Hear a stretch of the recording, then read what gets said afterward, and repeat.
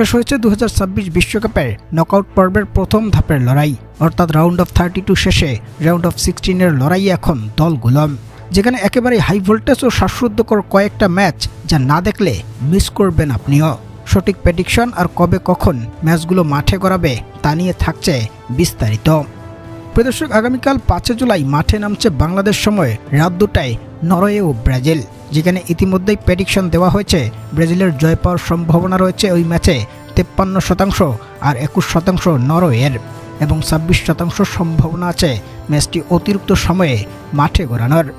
অন্যদিকে আগামী 7 জুলাই মঙ্গলবার বাংলাদেশ সময় রাত 10টায় মাঠে নামবে আর্জেন্টিনা ও মিশর, যে ম্যাচে প্রেডিকশন হচ্ছে আর্জেন্টিনার জয় পাওয়ার সম্ভাবনা 70% এবং মিশরের ক্ষেত্রে মাত্র 10%, আর 20% সম্ভাবনা আছে অতিরিক্ত সময় ম্যাচটি মাঠে গড়ানোর।